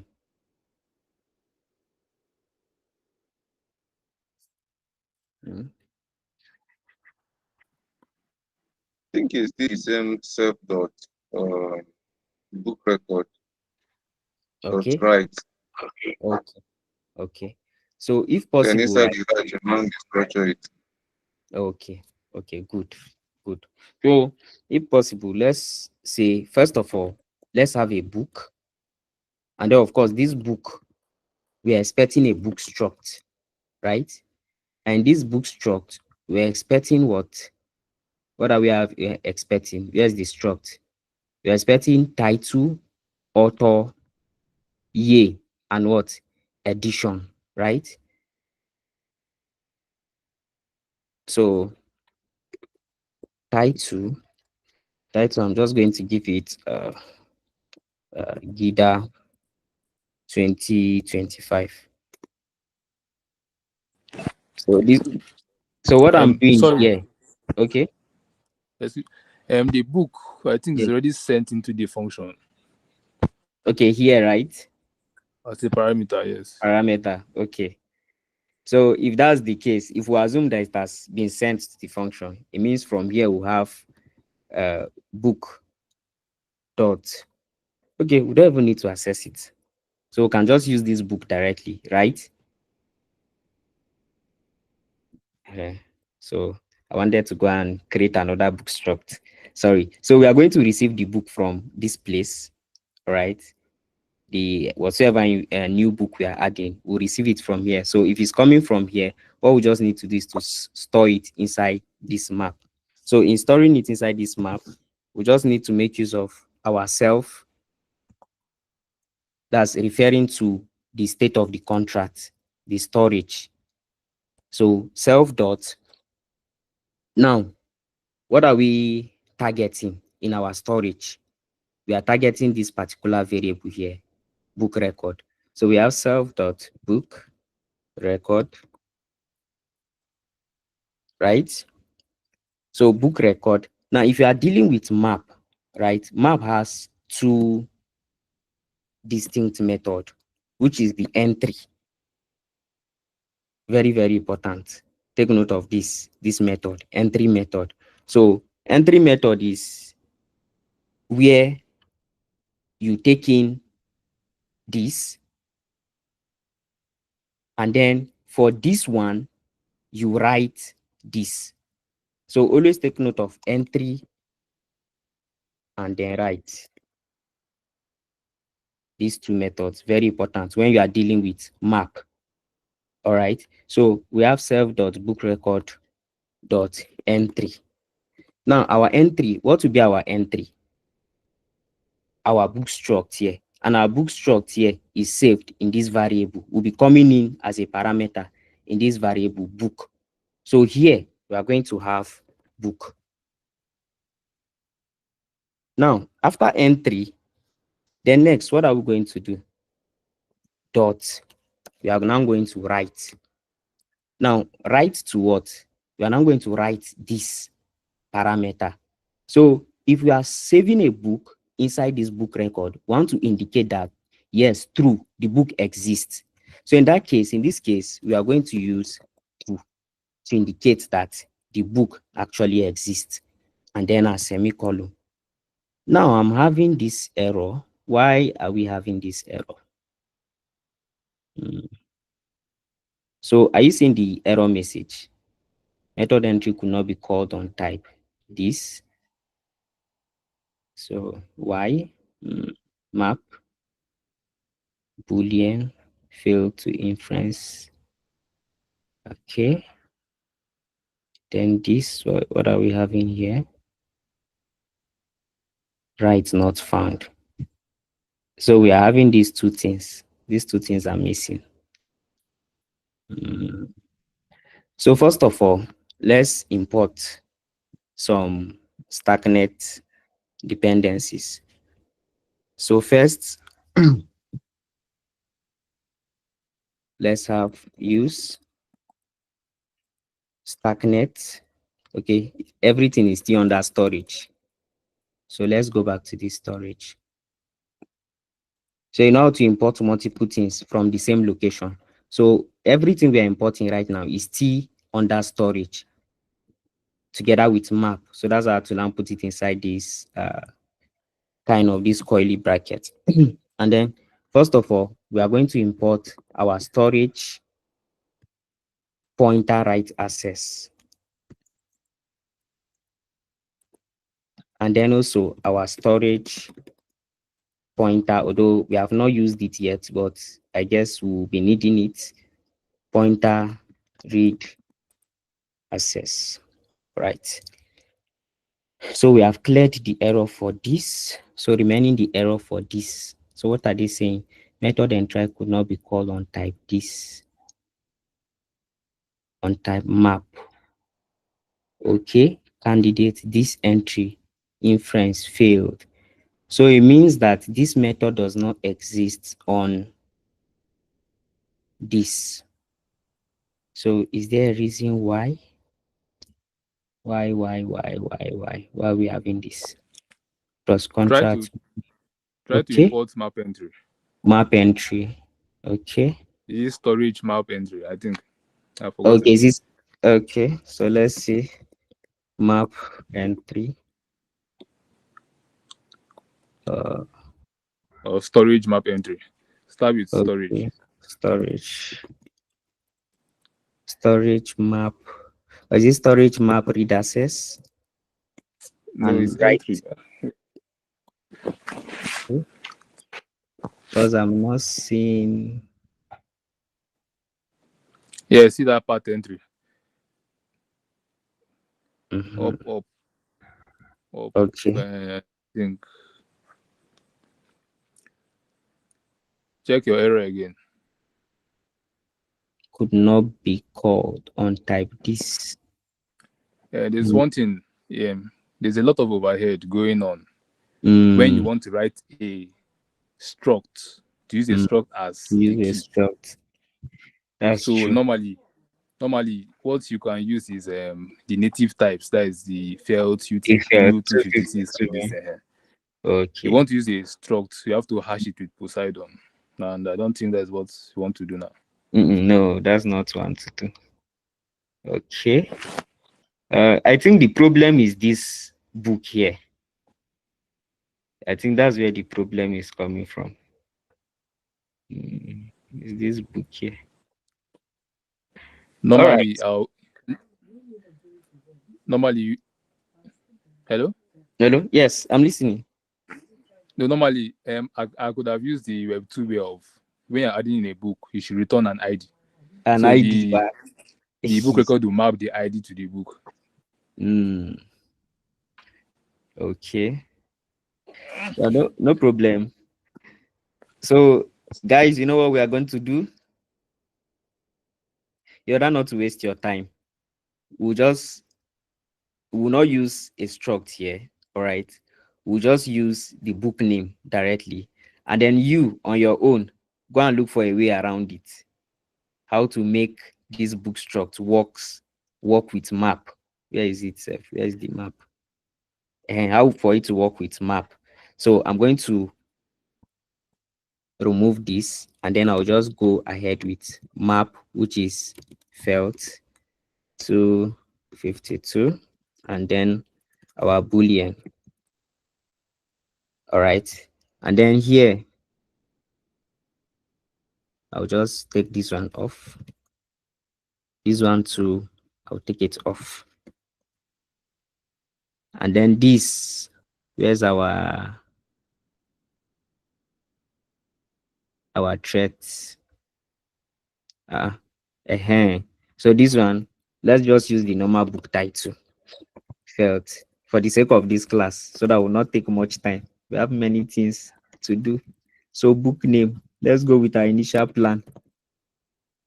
What's wrong with this thing? Okay. So felt 252. So let's go with our initial plan. Later, we'll look for a way around this, or you yourself, you can go and make research and then look for a way around it also. So here I'll give it book name, right? Of course, you should take a felt 252, if I'm not mistaken. Yeah. So that means here, the entry here should be book name. Sorry. Book name. And then once it stores that book name, it should now write true. It should map it to true, so that we know that, okay, this book is existing. There's this particular book in this book record. So please go and look for how to make it work with this struct here. All right, so now that's for adding of book, and it's not returning anything. So that's why we're just having this code as it is here. So remember, this is not a production code. If it's a production code, you will likely have to do some checks here, maybe to see whether the book is existing or not and all of that. But this is purely for learning purpose. So we'll just skip the checks. So for borrow book now, what do you guys think we should do? Of course, if anybody wants to borrow a book, the book has to be available first for the person to be able to borrow the book. Else, the person shouldn't be able to borrow the book. So in an event where a book exists, the person should be able to borrow it. In an event where it does not exist, the person should not have access to borrow it because virtually there's no book to borrow. So in this case, we can say we'll check by using assert. I don't know if you guys have used assert. So we'll check. And what are we checking for? We are checking for, okay, before I even use assert, let me use a variable. Let's say let book exist. So we want to check whether the book exists, right? And how can we do that? It means we have to check the storage for that book. So in checking the storage now, we have to refer to the memory or the state of the memory at that point, which is self dot. Sorry. So you have self dot. Now, what is this? The name of the memory is book record. Book record. Dot. Now, entry. All right. So we need to change this one to book name. Then change this type to felt to 52. All right. So self dot book record dot entry, and then entry of what? Book name. Right. So now what we are doing here is that we are trying to say, okay, want to check inside this record for what is being mapped to the book name. Is it true or false? But then we have to read it to know what that value that is being mapped to the book name is. So we now have dot read, right? Just like how we are able to write to it by using dot write. This time around, we are trying to read from it. So by reading from this one now, this one should like give us a record of whether the book is existing in terms of true or is not existing in terms of false. Because that's how we map it to work. Book name, true or false. So we'll now check using assert. So this is our assert statement now.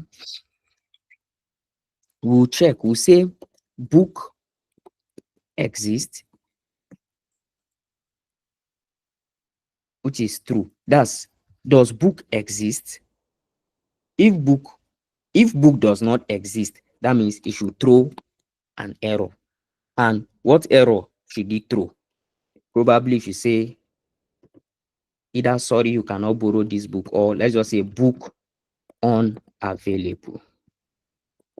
It all depends on how you want to handle your own error. All right. So now in the case where this one we check and there's no book, right? It's going to throw this. And then, okay, or should we even use a normal if statement?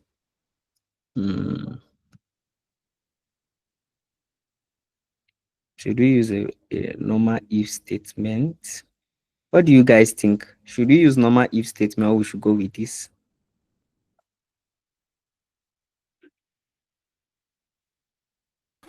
Let's go with if. It will be more understandable, sir. More understandable. I thought of that. But try to learn assert too. Assert too is very, very important. So try to learn assert. All right. So here now we can say if book, of course, you know, if checks for true, right? So if book exists, we can now return true, right? Else will return false. So I believe this is more understandable, right? After we must have read the corresponding value or the value attached, the Boolean value attached to the book name. If it is true, because if checks for truth.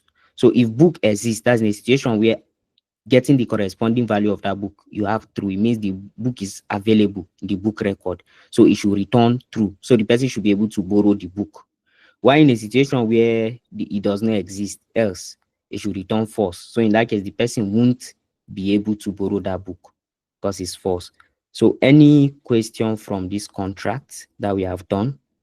So I'll just take off this. Just leave it as it is. So any question from this first contract we've written before we move to the second contract?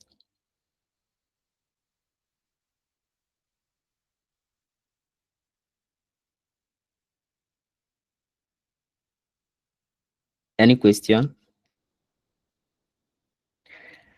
All right, so no question. So the second contract we say we are going to write is for this. I think this one is even very short. Student record. So what's the first thing we are going to do here? Let somebody help us. Maybe create the interface. I don't know. Okay. So we have Starknet interface, right? And then of course we are using a thread. The thread will call it I student record, right?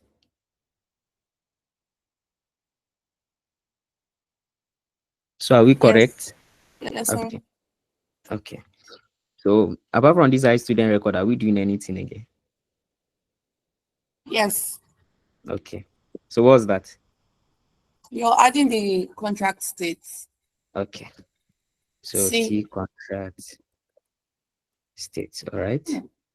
Okay. So what should we now do inside the thread? Are we going to play football, volleyball? Are we going to borrow a book? Okay, good. Because that's what we actually said here. That the student, Yes. and the student should be able to borrow a book from library. All right.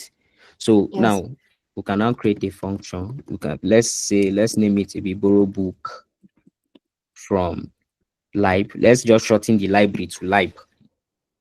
So now, Okay.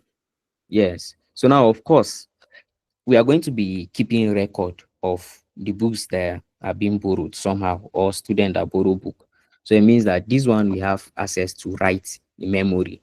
So we have to name it ref self. And then this ref self to what? To T contract state. All right. So is there anything that this function will take again?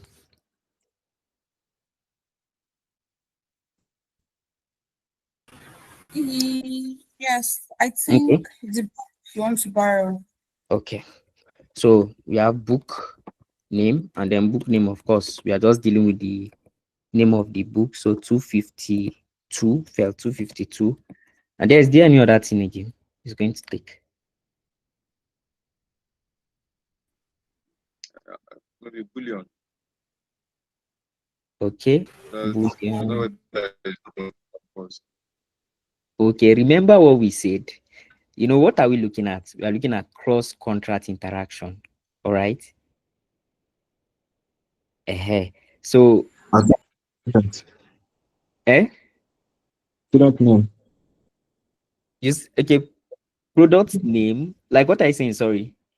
Student name. Student name. Student name. Okay. Should we add student name? All right, if you say so. Student name. So what other thing? Okay. And speak.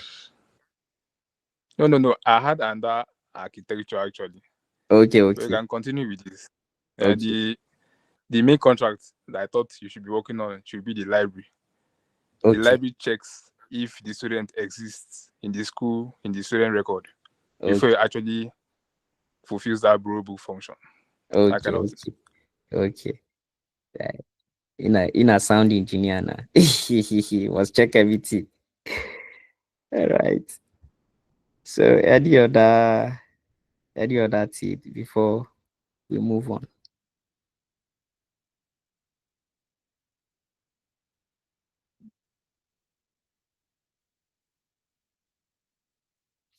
Okay,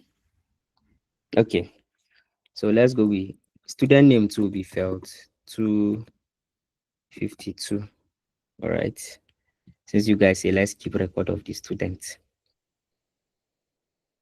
Why is this thing throwing an error? So is it returning anything?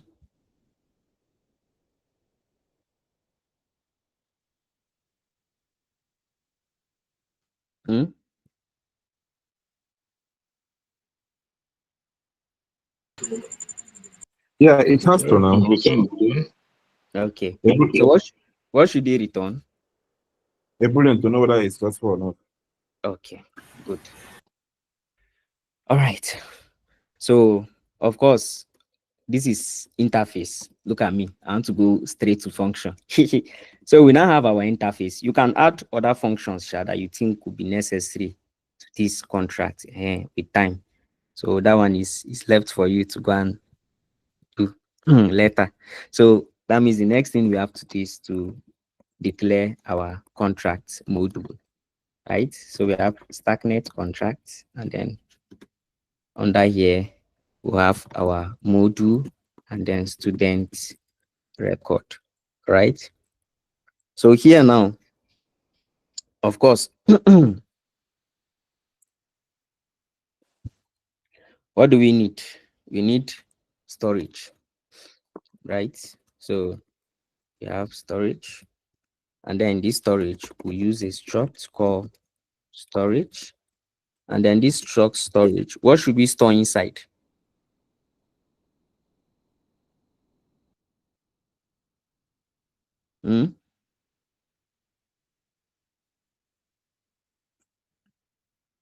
So what should we name our storage?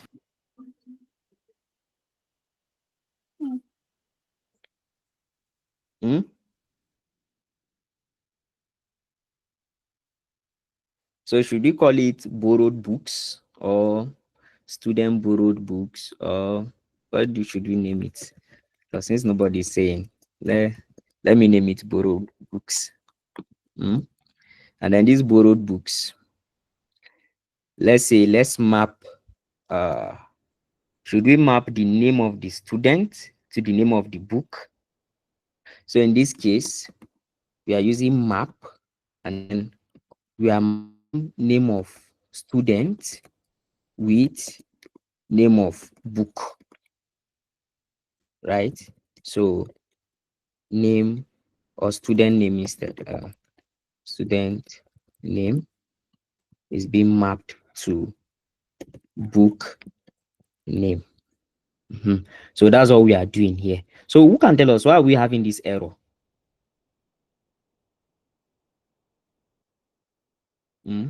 If you remember, we imported map here from storage, so we have to do the same here too, because this is another module.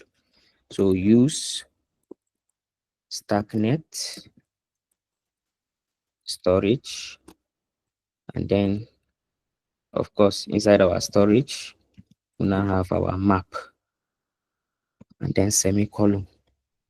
Okay, so the next thing is what what's the last thing? Our time is fast spent, if we can be fast. So what's the next thing? We have contract, inside contract storage, after storage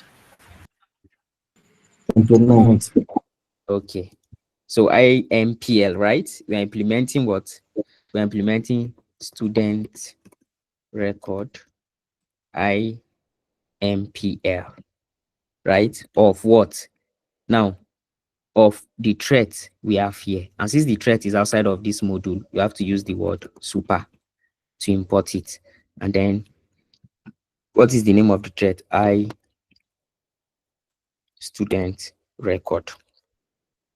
All right. So this student record now is going to take what?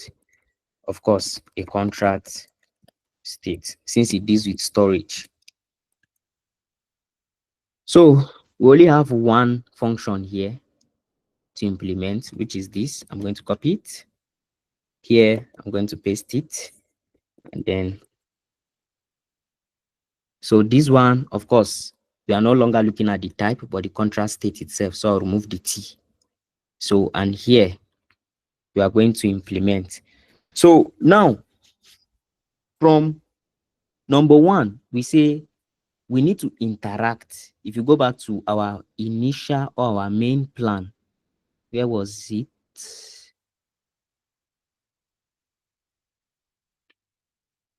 Okay, I don't think we brought it here. I think it's in the file, right? So, but our goal is to interact with the school library in such a way that a student here or a student from this contract can actually borrow book from the library, school library contract. So it means you have to look at dispatchers. So in looking at this dispatcher now, we have to get the school library dispatcher. And if you remember, according to the material we read about dispatchers, we say once you create an interface, the dispatcher for that interface will automatically be generated. So let's see if that is actually true. And if that is true, it means, first of all, we need to import this dispatcher. So now to import this dispatcher, since this is a module, this school library is a module on its own.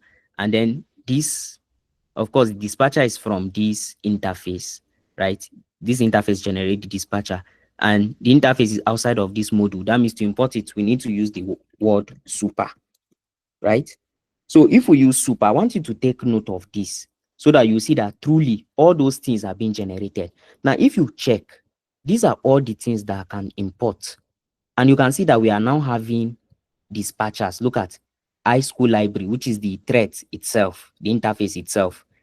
iSchool library dispatcher, iSchool library dispatcher copy, iSchool library dispatcher drop, implement. So you can see all the things that is being generated.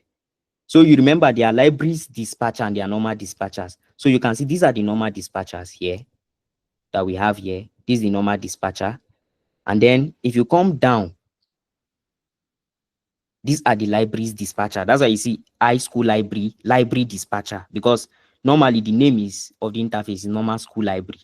Then this the library dispatcher. But our interest is not in the library dispatcher. Our interest is in the normal dispatcher. So we'll pick the iSchool library dispatcher. That's what we need. So once we import the iSchool library dispatcher, here now we need to access the library dispatcher for us to be able to call, because what we need to do here is to call this function, borrow book function, from this school library. We as a student here want to borrow a book from this library. And to borrow a book from this library, we need to make use of the borrow book function. So we want to make use of the dispatcher now to help us call the function borrow book from the school library. So that's the logic we want to look at now. So first of all, let's get the dispatcher. Let's say let's libra or lib. Let me use short form. Let lib dispatcher be equal to. Now, if you remember, this is now the dispatcher which we have imported. So we have school library dispatcher, but we are not done yet. Now, how are we not done? We are not done because we need to pass in the contract address of the library. So we are now going to have a curly bracket, and inside the curly bracket, we have contract address. So this contract address now, in this case, let's just assume that we want to pass in, get the address, the library address, contract address from our function parameter. Let's say we are passing it into this function as a parameter. So in that case, I'll just add the live address here. So it should be contract. Is it contract address in this case? Yeah, contract address. So I think we need to import this contract address for this error is giving us. So we need to also come here and make adjustment. So added to this, we'll also be accepting live address, which will be a type of contract address. Yeah. So this contract address. Okay. So let's say use for. So let's import it from Starknet score, Starknet, and then contract address. And contract address, the type contract address can be found under core Starknet. So we'll do the same here too. We'll import it. Use for Starknet, capital letter C, contract address. So here, contract address. So here now, the contract address will now be our lib address because it's actually the address of the library. Okay, where is it? Lib address. So now we have gotten the lib dispatcher. Now through this library dispatcher now, we'll be able to call this school library or the functions that is exposed through the interface.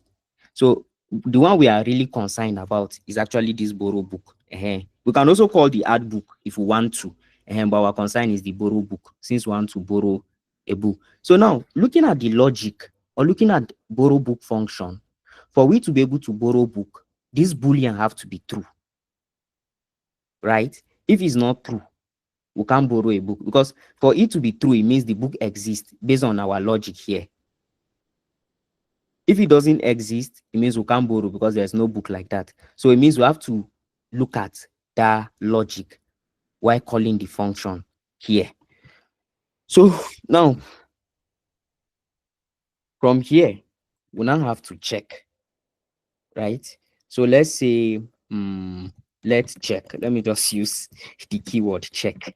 So just like I said, this is now the library dispatcher. And from this library dispatcher, we can call any function in the library, school library smart contract. So I'll have lib dispatcher dot. Now you can see that once I use dot, you can see this, you can see the function, the add book and the borrow book, which are the two functions of the school library. So now just like I say, my target is to borrow book. And then borrow book, what and what does borrow book accept? It accepts book name, right? This self is state of the storage of this contract. So I don't need to pass down. So it's accepting book name. So I'm going to pass in the book name here because also this function borrow book from library is also having a book name. So I'll pass in the name of the book I want to borrow. All right. And then what I'm expecting it is that once I pass in this book name with this call now, this function call, it will take this book name, call this function from this contract, and then it will now check whether the book exists or not. So if the book exists, what I'm going to have here as the value of this my check is going to be true, right?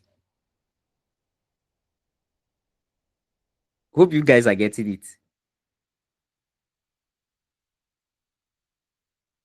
So if it's true, then I can do a check now and say if check, that's simply if true, because if checks for truth, that are the values. So there's no need of me saying if check is equal to true. No, if check, that's if it's true, then self dot. Now I need to write to this storage, the student, and then the name of the book. That's the student that is borrowing the book and the name of the book that has been borrowed. And my storage here is what? Is borrow books. So I have borrow books. I don't know why this thing keeps coming. Borrow books. That's the name. Books. Borrow books. And then in these borrow books now, I'm going to do what? I'm going to write to it. Right? Write dot right. And what am I writing? Here, I say I'm mapping student name to book name. So first of all, I'm having my student name here, which is, where is it here? Which is this student's name. And then here, I'm also writing my what? Where is it? Then the book name. Where did I keep it? And also book name. book name. All right, so if check, you should borrow the book.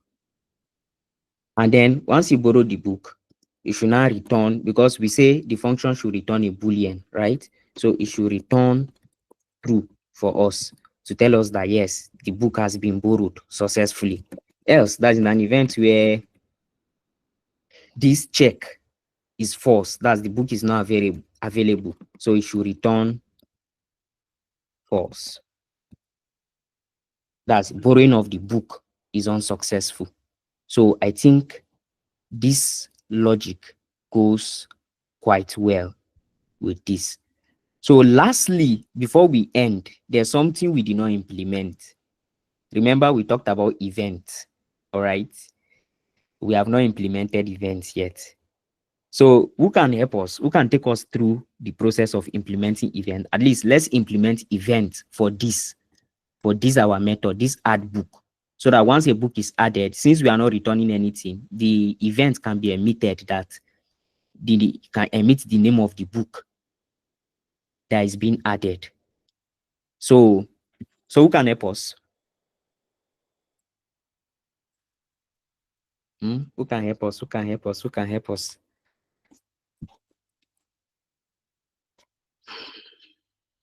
So everybody's quiet.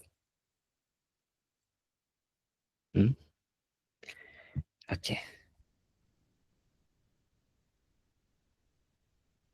So let's look at. So these are to declare our event, right? And then don't worry, we'll soon be done now. These are to declare an event, to customize an event. And then after doing this, you have to put everything under this. That's under an event enum. So have you seen it? Event, derive, drop, Starknet event, and then enum event, and then this. So this one too. So let's get back to our code. So it means here we are going to have event. And then the next one, we are going to have what? And the link will be shared. Don't worry, link to today's class will be shared. So who remember what's the next thing here now? Derive. Derive. Okay, so derive, good. And then copy and then some okay. Starknet event or something. Okay. So I think this Starknet is small letter, not capital letter. So this right? Okay. So now remember, just like I say, enum is the main event, right?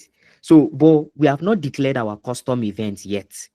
So let's go and declare our custom event. So for custom events, we just need just the derive, copy, and then Starknet event. So this one, what should we call it? What should we call this event? So should we say add book? Then in add book, I think we just need to pass the book name. All right. So we can say book name, right? Is going to be felt 252. We can also add information. Let's say info, or let's say book info. Let me not just use info. Let's say book info or book description. Let me use description. So let's still use felt 252. All right. So this is our customized event. You can add more fields to it if you want. Then here now, of course, the event we want to make available is our add book, which should also have a value of add book. So just like I was saying, right? If you like, you can give this one another name. You can just say my only event. It will still work. You must not give it the same name as this, but you must make sure the value always correspond to the custom event you create, but the name can be anything. All right. But for the sake of uniformity, I'll just give it the same name, add book event. So remember how we emit event. To emit an event, now this is the function we want to add event to. So to emit an event, what do we say we do? We do self dot what emit. We call the emit method, and then inside the emit method, we call our what? What are we calling? We call our event struct, which in this case is what? Add book, right? So we have add book, and then under add book, we have the first one, book name, which in this case will be this, what we have here, book name. And then the next one, we have book description. So here, just permit me to add book has been added. So instead of book description, I'll just put this one, info, or instead response. Let me just put response. This I'll change it to response. So let me just use this one as response. Where is he? Is it not felt 252? Why is it giving me an error? Single quote. Okay, so I think this single quotes. Yeah, single quote. Good, thank you. So I think this works. The book name and the response. This one telling us that book has been added. So this is how you actually create an event, and this is how you emit an event. So why are we emitting an event here? Because if you look at the function, it's not even returning anything. So this event, this one will help us know what is being added. Now you remember when we were talking about name value, we are saying a situation where the value is having the same variable as the name. You don't need to bring in the value again. You can just eliminate it. And then this one will automatically pick the value and set it as the name. So if you like, you can go by that one. If you like, you can just maintain, since the value we are getting here, book name, corresponds with the same thing here, book name. So you can just leave it this way. Unlike this one that they are not corresponding. Response here is different from book has been added. So we have to explicitly state this with a column and then the value. So any question? Sorry, I've taken your time again. Any question from today's class? Or from what we just code? So the code is just logic. You can actually come up with your own logic. It must not necessarily be this. Wow, why is this thing throwing error? Okay, somebody's about to talk. I'm listening.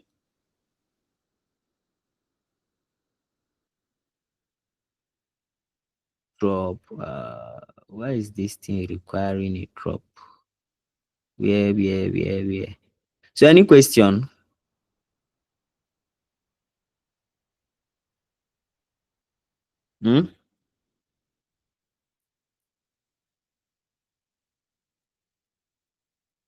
Any question?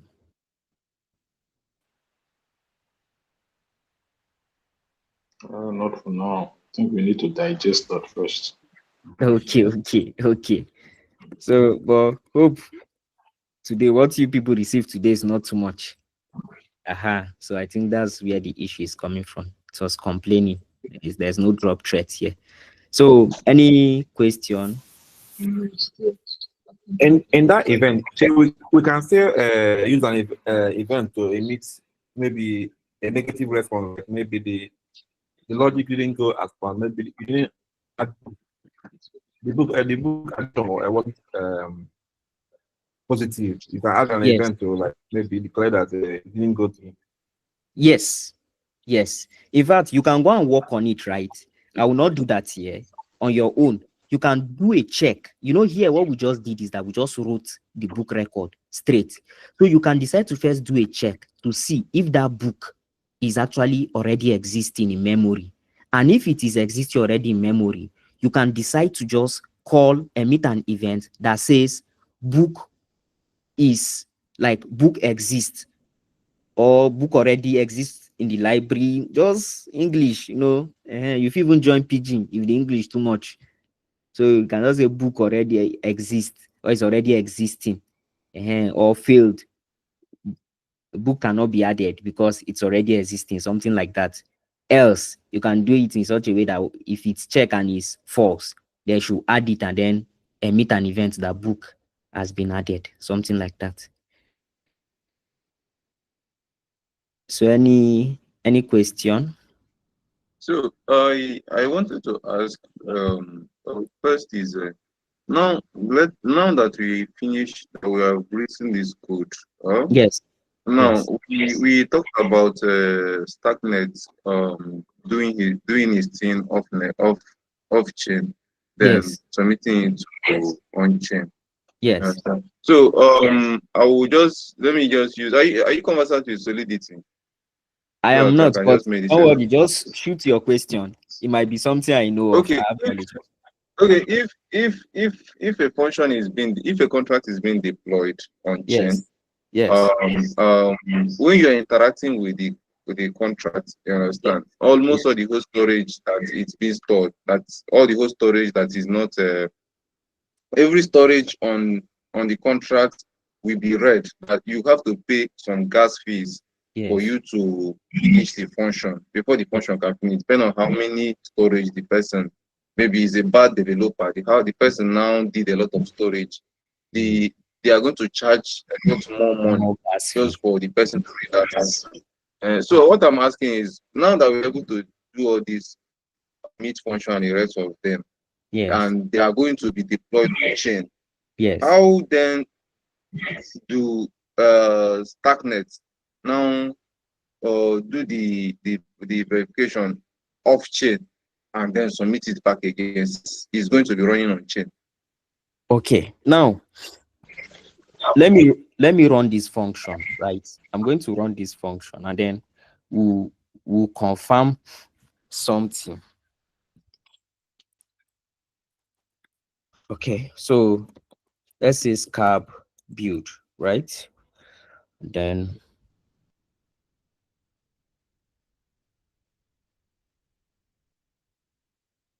okay, it's giving us a warning. All right. So now you see that once we run scab build, it generates a folder called targets. And then inside the folder target, it generates another folder called dev. Now, if you check, you find out that it creates, look at 3 JSON files, right? Contract class, that's school library, because you know we are dealing with 2 different contracts. So that of school library here, that of student record here, and then you have artifact. Now, if you enter, let me enter into one of them so that we'll look at. Now, can you see Sierra program? You can see that all this thing is code, right? See all those are. So this is actually the one that is being called Kazim. That's Cairo assembly. It's an assembly language. All right. Now there's another one called Sierra. I did not put, for us to be able to get Sierra, we have to put Sierra to be true. Let me see if I remember. Okay, Sierra is actually true here already. Sierra, okay. I don't know. We're supposed to have, no problem. Sierra is true already. So let me see Kazim.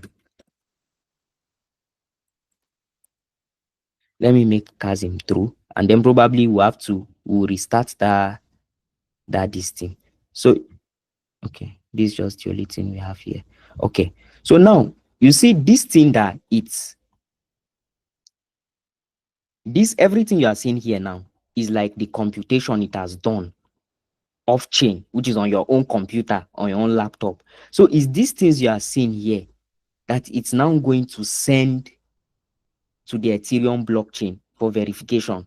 So of course, it's going to pay, you are still going to pay a gas fee, but the gas fee now will be very, very low. Why? Because what you are sending is not for it to run any form of computation, but for it to just verify that, okay, this code you are having, this assembly code you are having is correct. That is just what is going to pay for. So you can even see, if you check very well, you see, okay, you see like kind, you see event, it's telling you, okay, name, cross contract, school library, event. What is the kind of the event? It's telling you there is an NU. What are the variant? Name is art book. Type, cross contract, school library, art book. So you can see. So I don't know, I don't know if you understand what I'm saying. So if you check everything here, at least you can relate to everything that you are seeing here. You can see art book, which is one of the functions we did. You can see the parameters, felt, book name. You can even see borrow. There's supposed to be that borrow book. Where is it itself? It's supposed to be borrow book here. I'm not seeing borrow book. I'm supposed to have borrow book. So generally, that's just what is happening. So I don't know if that answers your question.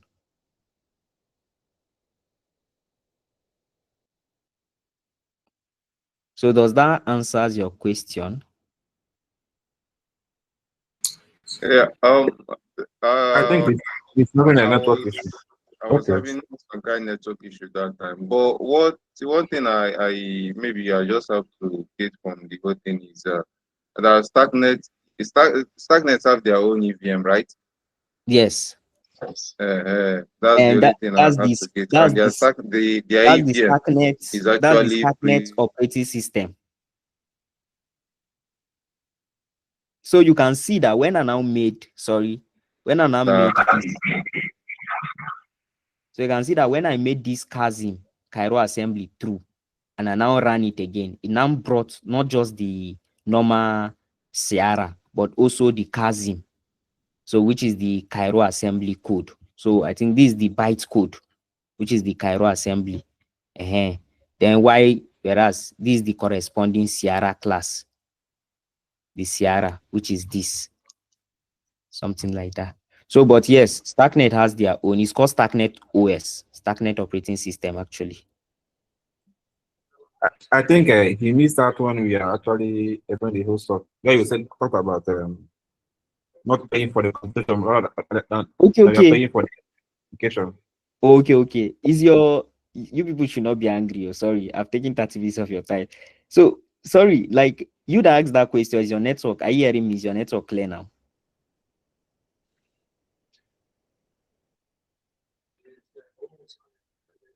Maybe when he revisit the link, he can actually. Yes, you are right. If he comes back to the video. So since there's no question at this point, I want to say thank you, everybody. I'm sorry for taking additional time. We are not done yet. So I believe we should have class on Friday, right? Because we are still having this last one to look at modules and scope. So these modules and scope, we are not writing any fresh code. It's this code we have written today that we'll just look at how we can modularize it and put it into different scope and see how we can access each of them from that scope. So that's just what we are. So that means it's going to be a short class. And again, it's going to be a question and answer section. Like if you have any question, you bring it. If it's a question I can't answer, I believe somebody in class should be able to answer. I don't believe that we can be stranded. All right. So thank you, everybody. Make sure you go over the material again, go over the code. I'll update the code. I'll upload it to GitHub, share the link right now, including the link to the slide. So go over it. If possible, create your own smart contract. It mustn't be what I did. You can use what I did as an example and create your own contract as well. Your contract can be more complex than mine. And just like I say, I chose this one because I need something that everybody across each level of understanding so that everybody can relate, whether you're a beginner, advanced, or guru. All right, so have a great night. Yeah, I wanted to ask something, please. Okay. Just having network. Okay. Documentation for Starknet. The Cairo documentation I'm seeing does not have all the host Starknet that I don't know. I've been looking at a Cairo book Cairo book. language book, and you're not having all these informations that we are doing here. Yes, like I will share the link to another one. That one is the Starknet itself. So Cairo book is just to learn Cairo, all right? So there's another documentation that is focused on the smart contract part, which is the Starknet contract. So I will share a link to that one. Okay, no problem. I'll wait that one now. Thank you. All right, you're welcome. So any other person? All right. See you guys.